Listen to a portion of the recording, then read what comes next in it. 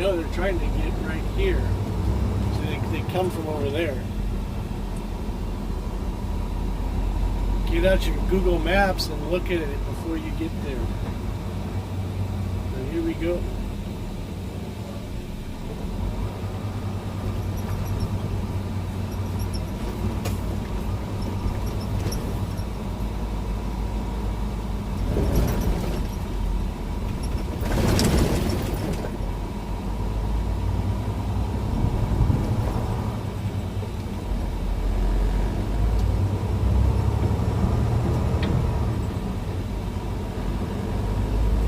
Been here in the wintertime, but we do this in the wintertime.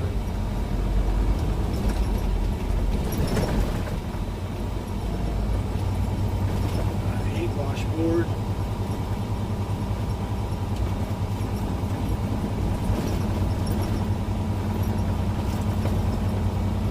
Ooh, quite the dust storm behind me.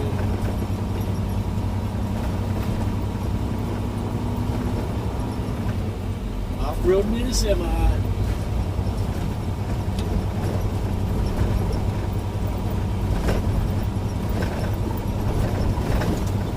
think we're going to be going 190. We're going down 95.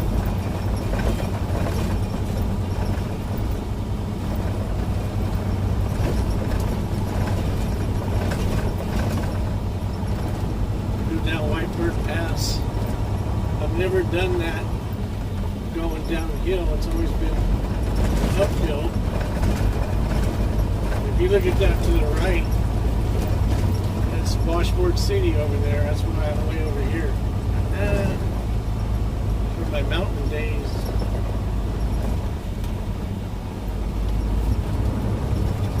Spin those tires loose. Whoa, where's he? Moving all around.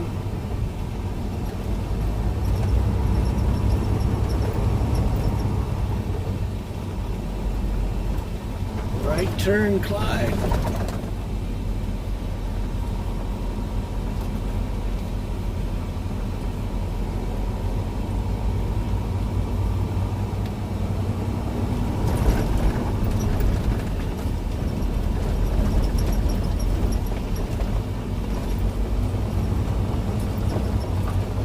Sometimes I miss my manual transmission.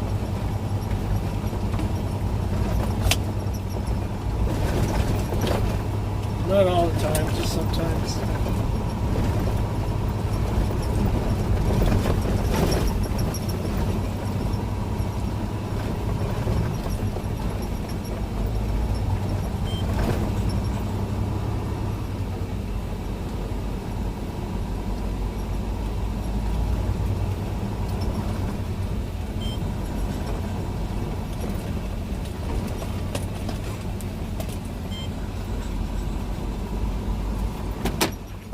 Keep unplugging. That's my dash cam that keeps it turning on and off. Got like a loose connection to the power cord. Well, I'm glad there's no other trucks up here. It means that we will be getting her done pretty quick.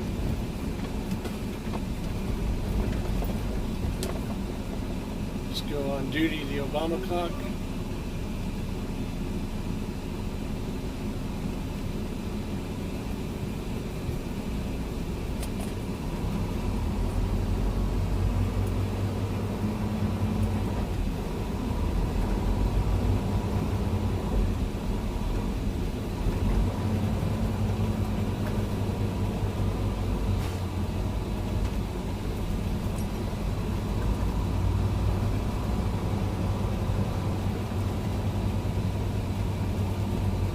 Last time I was here, these folks were nice people.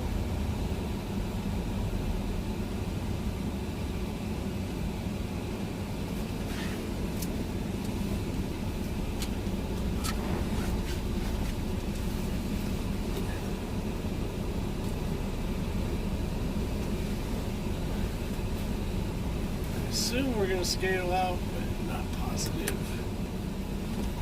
while. Stop.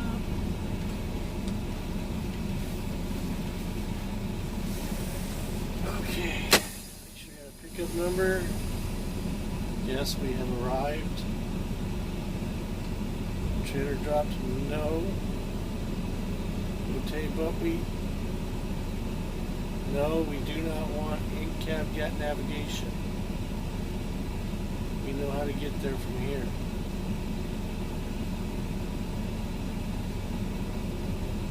Pickup number 222-7937. I like to play the memory game. It sucks when I mess up. I gotta come back and get my phone. I'll see you in a bit. Okay. Nailed the memory game.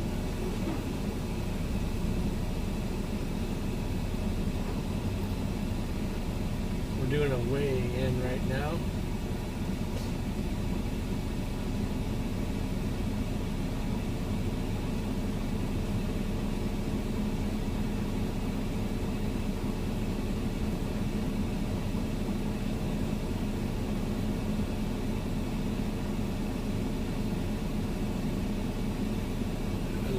$940, $950. I'll say $940.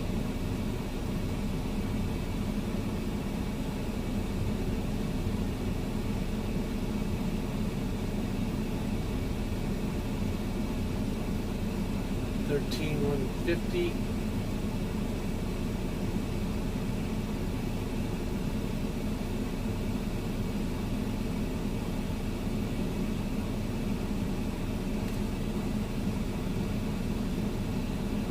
Settle down there. Thing doesn't want to operate. 13,130.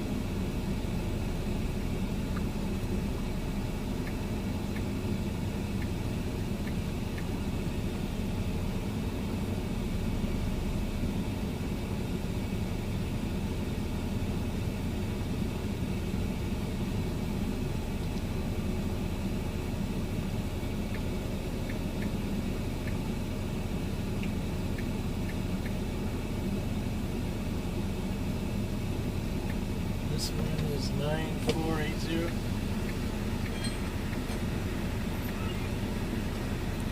For a total of 34,560.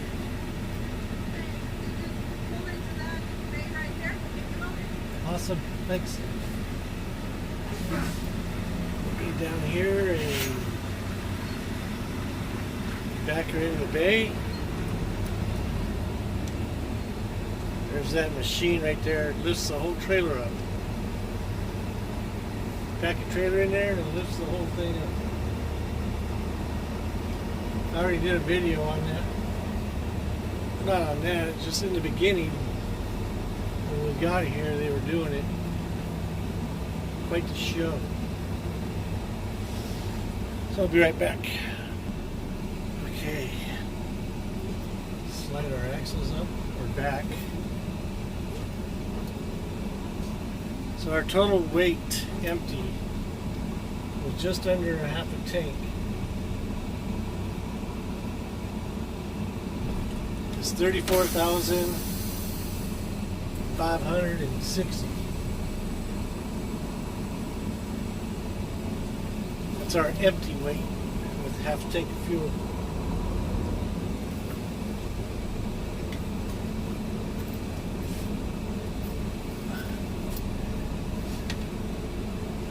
We slid the axles back so it won't bounce as much.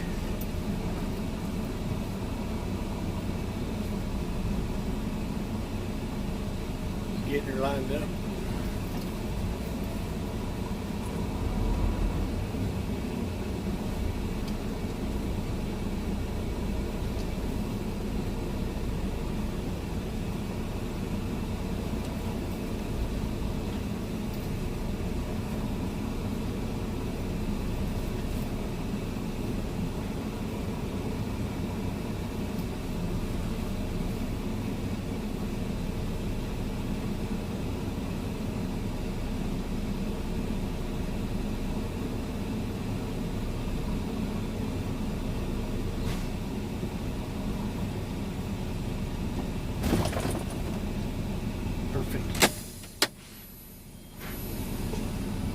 you in a bit.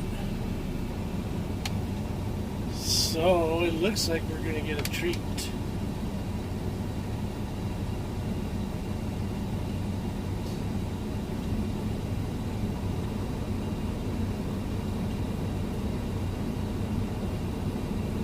We're going to watch him get her done.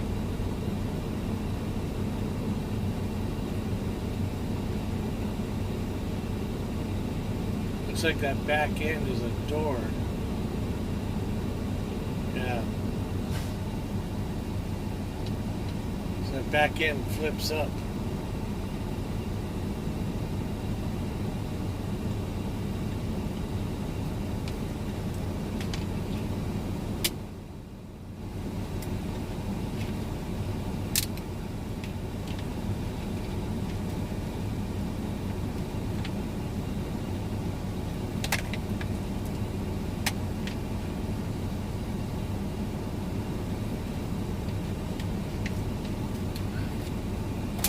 To get outside.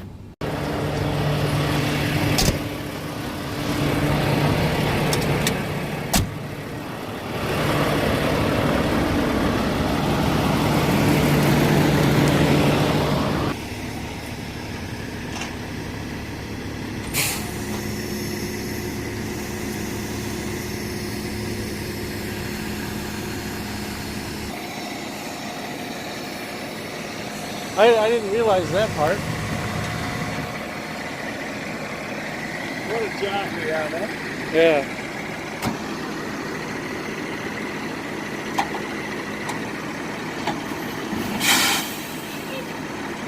I guess that's all he needs since it goes up.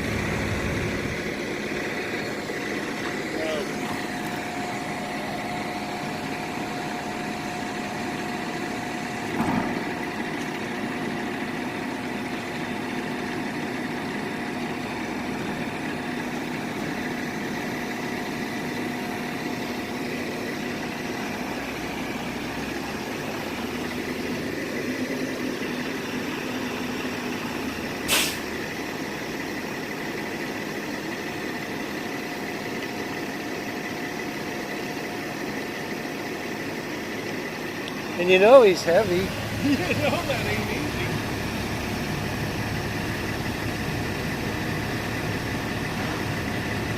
I'm gonna ask him how much that weighs. Yeah. But a trailer probably 15,000 empty. That is awesome.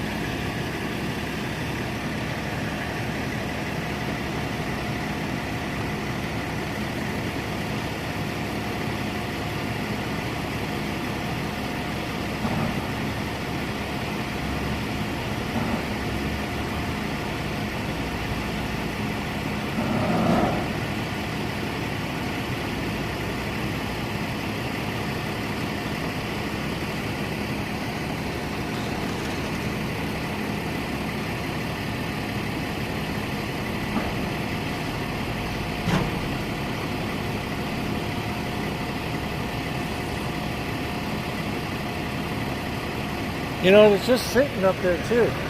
That's amazing. Because he doesn't have it strapped down or anything. You know, it kind of makes me wonder, do you think the Carnival ride was first or this? I think it started out industrial.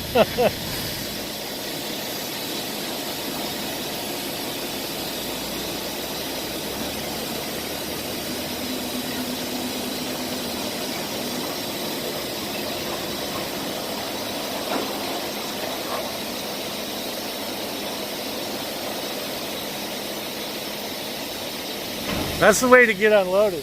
Yeah, it is. That is awesome.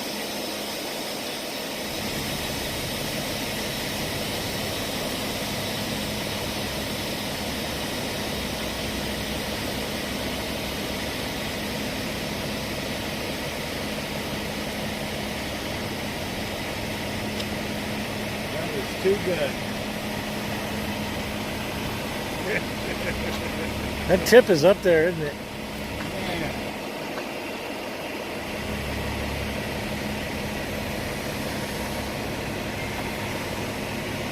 How many cylinders? Like 3, 4 stages. He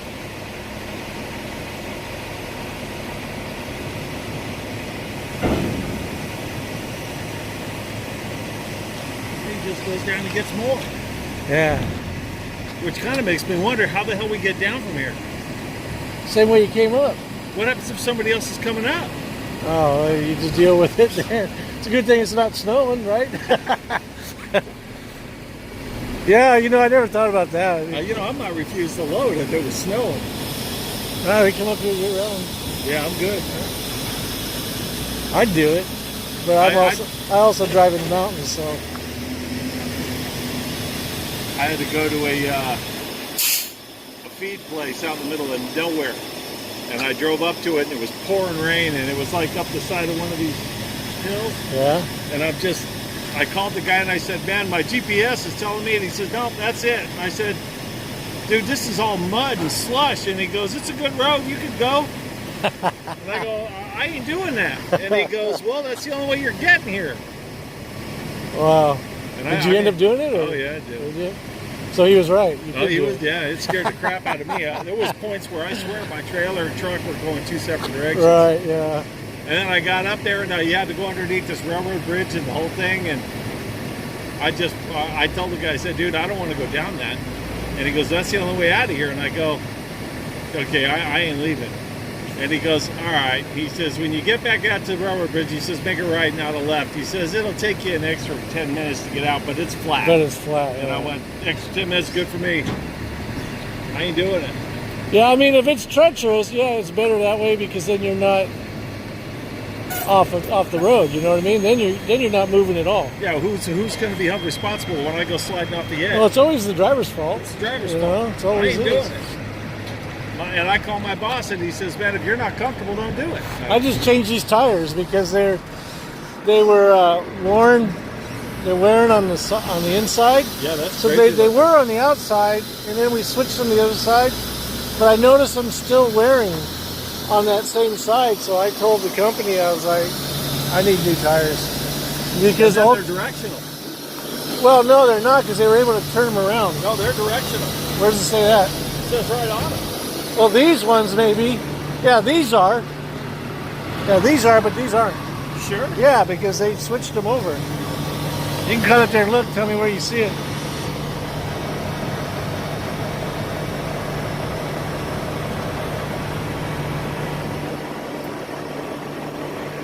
See, because because they flipped to the other side, so that I can start wearing down this side here. You would think.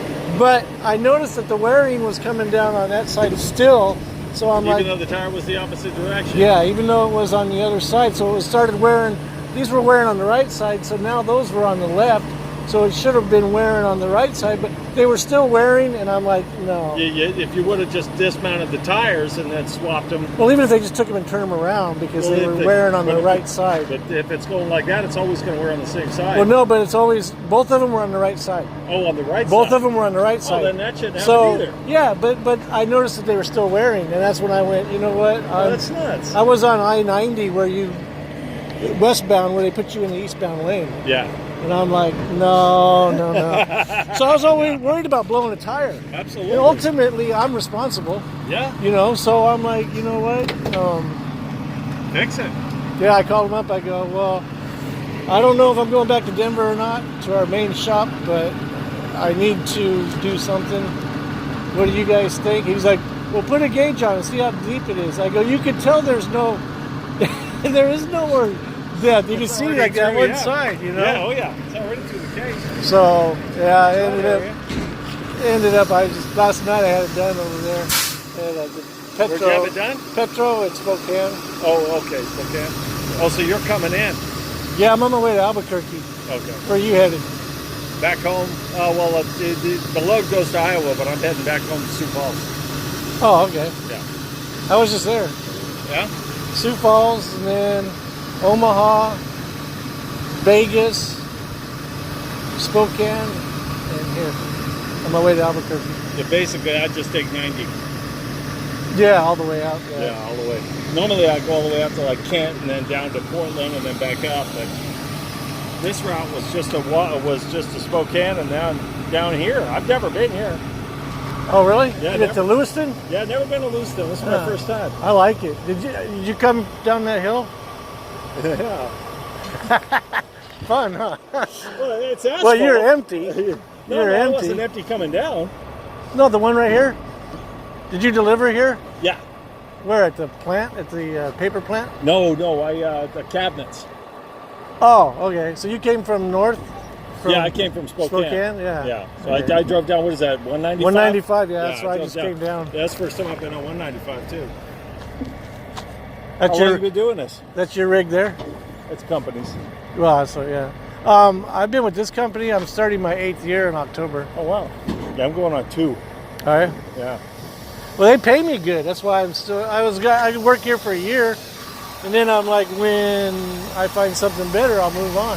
I started at 40 cents a mile, and that was in 2012, Yeah. and now I'm at 58 cents. Oh, yeah. That's good my money. 7th brand new truck. That's good money, man. So I'm like, yeah, Automatics? yeah. I hate automatics. I don't mind them. I was just coming up the hill. I was thinking I miss my manual. But when I'm in traffic in Denver, I don't miss the manual. Yeah, You know? I feel so disconnected with an automatic. I got sick of driving that Volvo. Yeah, if they take the complete control away, yeah. And But they did. I do have some kind of control. So Yeah, they got rid of my high and low. They got rid of my performance and economy. Yeah. I couldn't upshift or downshift. It was. Yeah, that's Yeah, they BS. were fleet trucks for heel. Well, So yeah. the only thing you could do was put it in drive, and that was it. Yeah. I'm climbing hills, and all of a sudden it goes into this death rattle at like almost 1,000 RPMs, and I'm like, "Are you gonna shift?" And then finally it'll shift, and it's just like The owner of this company has told me, he's all like, those trucks know how to shift better than you. I go, look at you fell for their spiel, but doesn't mean I'm the one sitting behind the wheel, dude. That's what they're You know? telling everybody. Well, yeah, and they probably do, but they lug. They you lug. know, and I don't like lugging. I don't like you know? lugging. Yeah. That's the one thing I like about 18. I can do what I want. And all the new trucks for that company are all coming in automatics. Yeah. Even the These- guy that had his our stick shift forever, when he says, "Oh, I'm going to the automatic so I can get ahead of the curve," and I go, "Oh, fuck that! I'm waiting till that thing burns up on the side of the road somewhere." They're not bad. I mean, like I said, the first time I took one, I was going up Highway 50 up Monarch Pass, Yeah. and I told them, I'm like, we won't put you in a truck with automatic. I'm like, well, how does it do in the snow? They're like, we don't know. This is in 2012, right? Automatics came out in 2010, I think, something like that. So I'm like, well, yeah, okay, great, but I guess I'm the guinea pig. Oh, you got these guys running them already. Well, anyway, I got up there. It was phenomenal. Yeah, they're great. That's when I was like, okay, I can deal with this in the snow, because I wanted it to shift ever lightly, you know, and it was going off the pressure of my foot. Yeah, it was nice. And so so after that I was like, well, I'm pretty much sold on it, and I do like them, but there's times when I miss the manual. So it's not as bad as I thought. Like you're a diehard, you're gonna hold out. I like having a place for my arm. I understand that. I agree, but you really can't beat the automatic. No, really. And even my Volvo, my first Volvo I had was had the high-low, the plus and minus, and it had the economy and the Right. the Well, yeah, if you performance. have those. It was great. That's what I have on here. I have the EP, and I Yeah, can do EP. manual. Matter of fact, I came down the hill, and I went to this scale. I had two scales, one on top, one on the bottom. Right. First time for everything. But because I'm usually going north out of here, Gotcha. but I come in the scale here, and I'm waiting for the damn thing to shift. I'm like, what the hell's going on? Well, it was in manual. I'm like, oops, my bad. So Whoops. I had to hit the D, I've done that a let few it go. times. But Yeah, mine had a button on the back that I had to get used to. I couldn't remember what the button on the back was for. But it was a box and it had the lever, and then there was a button on the back, and I can't remember what that one was for, but every now and then I'd forget to hit that. That could have been just the manual. I don't think so. no, It was used to be on the seat, huh? Yeah, right on the The shifter box was on the seat. Yeah. Now they're on the dash. yeah, which the makes it camera, even worse. are like dials, like your wipers. Yeah, it's up on top. Yeah. I got so screwed Well, up the first time I got one Well, of the those. Kenworth, I haven't driven a Kenworth, but the Freightliner, it's up there too. But what's kind of cool about it is that you could downshift and upshift without taking your hand off the wheel. Yeah, that's So nice. that made it kind of nice. That's nice. But I love that truck. It was powerful, more power than the Volvos. But they're cheaply made. They fall apart inside. My fridge kept opening. I go around the corner, and like the perfect spot is on Floyd Hill, I-70, eastbound, and I'm coming out of Idaho Springs. I make that right-hand turn over the river. Boom, boom, hit a few bumps. Here goes my fridge open. It's on the passenger side. All the shit was flying out, and I'm like, son of a bitch. I'm just going to wait till I get to Denver, which is a half hour away, before. So my fridge stays open for a half hour. All the shit laid on the ground. And then, like the latches, none of the cabinets would stay closed. That's my Kenworth too. Really? Yeah, I can hear it now because I've had it for so long. I'll be driving along and all of a sudden I hear click. So I look back and I'm like, which one of my cabinets is going to come flying open? Yeah. But my fridge doesn't open. I don't know how. My Volvo fridge used to pop open all the time. I got a latch, a bar that goes in there and locks it. I've actually, this is the first time this refrigerator actually popped open on me. Yeah. It was a pretty good hit. But, so now I just keep that pin in it so it won't fall out. But I like being able to reach back and open it and grab my Yeah. stuff. I wish that too. I wish the door would open the other way so you could do that. So, I don't know. It makes it tough now. I was able to do that. Mine's a big box. It has a latch on the top and it just slides out. It's like a file cabinet. There you go. Yeah, everything is right there. See, I have a junk drawer and then I have a food drawer, and I can do that with my food drawer. I'm driving down the road like, man, I'm hungry, and I don't want to stop, you know. So I just reach back there, slide it, and I'm feeling with my eyes, you know, my fingers and my eyeballs, feeling what it is. Oh, that's what I want. I used to set my fridge up because my microwave was right above it. Yeah. I used to set my fridge up so I could reach into my freezer. And then I'd take everything out, and then I'd pop the microwave open and throw it in the microwave. While I was driving? While I was driving. And it was just a dial, so I would spin the dial and hit the start button. Yeah, that's when you're doing everything off your memory and shit, huh? It's so much better, man. Yeah. Then when you get to where you're going, it's hot. It's ready to go. I was going on Highway 6, and there was a truck between Green River, Utah, and Spanish Fort, or American Fort, one of those two. And the road was going downhill, and it veered to the right. There was concrete barriers on the right-hand side. The truck went up and over that, semi. And I drove by, and I saw a news truck there. So later on, when I got to where I was going, I did a research on it. And the driver said he was reaching for his cup of coffee. Yeah. You're over here microwaving and cooking, and I've done the same thing to a degree, not cooked or anything, but I've reached in the back and I'm feeling with my fingers, you know. I'm looking with my fingers, you know. Everything's right there. That's how you set it up. And I've reached down, I've gone to my passenger floorboard and picked up a bottle of water, you know. But you got to be really careful how you do that shit, you know what I mean? But you don't do it while you're on a curvy road. Have you been into living Lewiston lately? I haven't been in there. I've been downtown before, but it's been a while. There's a lot of construction when you're going over the bridge in there now. Oh, I saw that on Google Maps. The damn yellow poles are so close together. I'm running them over, getting out, getting in. Wow. I mean, I'm just whopping them down. I'm looking back, going. What can you do? I've got this much room to the concrete on the edge of the.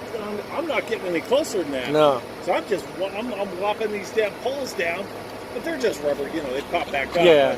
I'm looking at that going, man, I remember the day it was like $25 every time you hit one of those.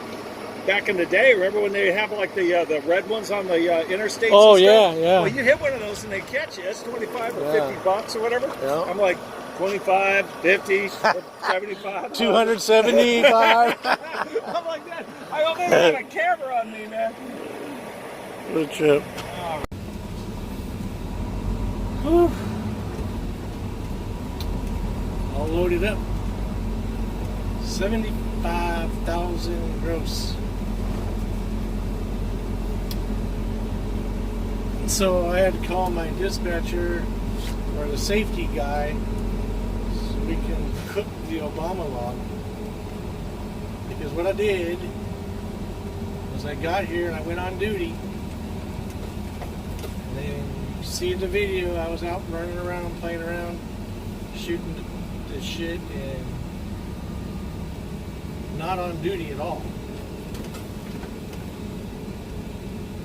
Well, I never changed the Obama clock, so it sat there on duty the whole time. Not good. An hour wasted. Actually, an hour and 10 minutes wasted. So, I need to have him redact that. In other words,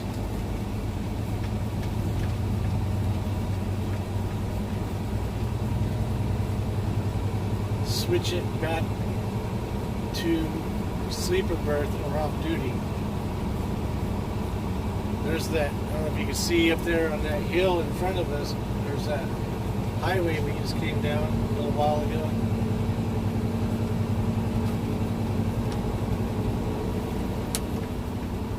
So I'm not using any brakes.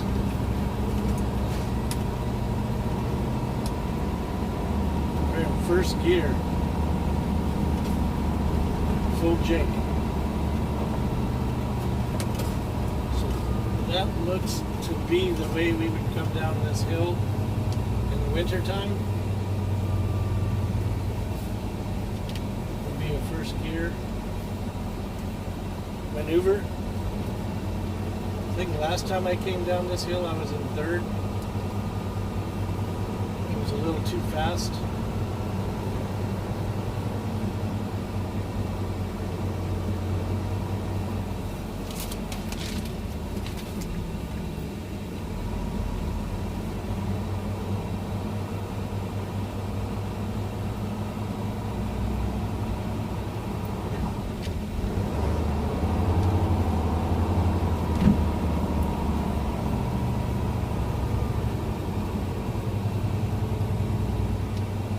Just testing right now is what I'm doing. Pretending like as if there is snow. If there was snow, this is how I would be doing it. No brakes. You don't want to mess up because you start sliding. Once you slide, you broke traction, you're SOL.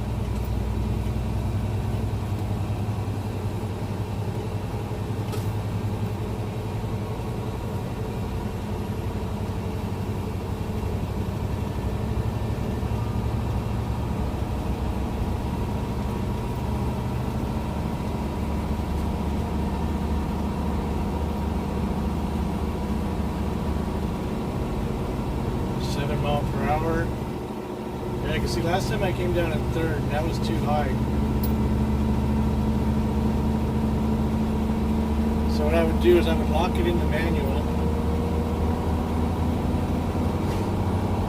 That's full Jake. So we would have to use light pressure brake right there. Now we're coming back to reasonable numbers.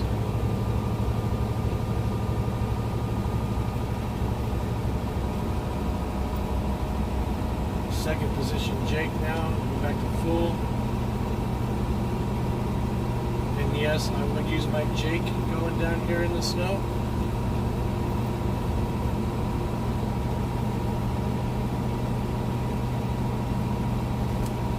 I should ask them the next time I come here. I'm going to ask if they've ever had anybody lose it on this hill in the wintertime. Of course, it is south facing, meaning that it's going to melt here first. So I actually doubt that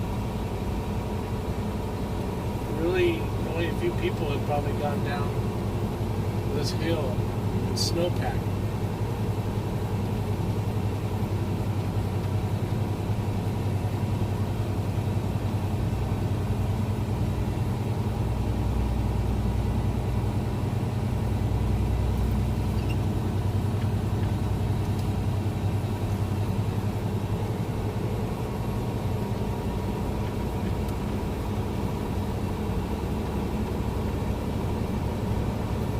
So we come down this whole hill with no brakes. And nice and slow. That's how you do it. A bit steeper right here. You can hear it climbing up. A fig tree, I think. 2050 RPM. We're going to brake for this cattle guard. There we go. Okay, until the next time. Enjoy. Peace.